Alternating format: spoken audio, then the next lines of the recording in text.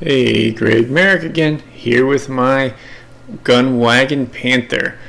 Okay, so people don't post gameplay of artillery, so I'm going to give it a try. I'm sure that there are some people out there that are interested to see how, I'm not going to accuse myself of being a skilled artillery player, but how our artillery is played, some basics of when to aim, when to shoot. It's a challenge. I am definitely more of a medium tank as far as flanking, or heavy tank as far as pushing kind of player. I have trouble a little bit even with TDs, but definitely with Arty.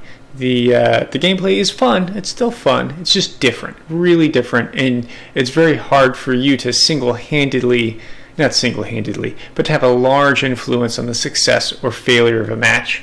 And also the RNG, the random number generator, can really affect how effective you can be in a piece of artillery. Anyway, so I'm a tier 7 tank with a very high win percentage apparently in a tier 9 match. And there are no shortage of tier 9s. There's several of them. And I'm also not the toughest of the artillery pieces. So we'll see what I saw at the time and see how this goes. Now I usually hesitate to fast forward, but this is going to take so long for me to get into position. I will fast forward. Hopefully frame rate doesn't bite too deep by the end of the video. You can already see just that little bit of choppy. Oh, there we go. Okay. You know what? Let's keep it going just for a minute, because I don't think that I'm going to find anything to shoot at right away. So I'm just aimed in at the railroad tracks. Nothing's going on. Now I see that if we're going to do some spotting, it's going to be in the south, because that's where all our tanks are. And here we go. Got the first spot on a scout. Yeah, he's probably going to be a little bit too quick for me to aim in on. Here we go. This looks juicy. Now they've got 2 tier 9 heavies. That's all the heavies on their team, and a tier 9 medium. Now I took a shot unsuccessfully.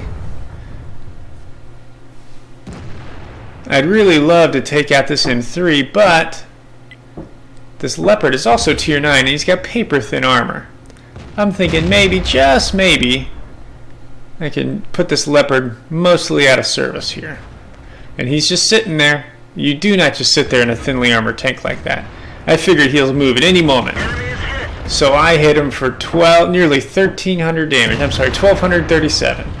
I'm pretty proud of myself on that one. Pretty proud of myself. Thinking I could take out the E75, maybe the prototype, because I know that 103 is likely behind these buildings over here.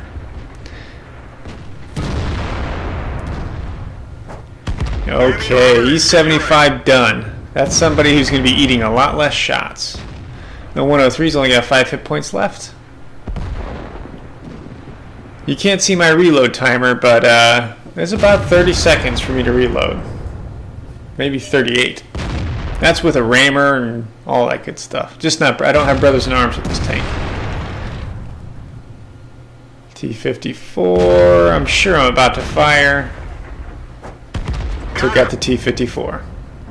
Now that actually changed that front. I'm not going to bother shooting something with 6 hit points. I'm going to try to ensure our victory.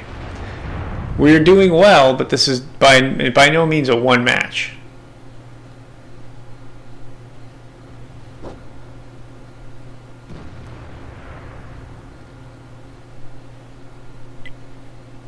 We've got a scout in their base. I'm just trying to help the scout out. I don't want the scout to die. I don't know what I'm aiming for over there. You got the Panther 2. That's definitely a danger to our scout. Does he move? Does he stay?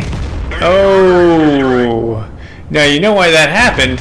Because he was looking away from me. Had I hit him in the front, I would have hit him for a few hundred.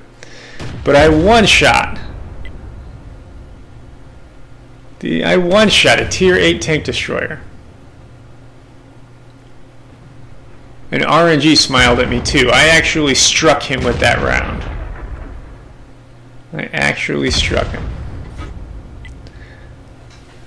I'll spare you the brunt. I'll spare you the rest. Needless to say, I didn't even have to change positions here. The Yag Panther, the GW Panther, perfectly good artillery. It's the first artillery that I've experienced. This is actually my highest tier artillery. It's the first artillery I've experienced that actually has a wide gun traverse. If you look at the mini map, you can see how wide that is. That means I don't lose the accuracy of moving my tracks until I go all the way out to the edges like that.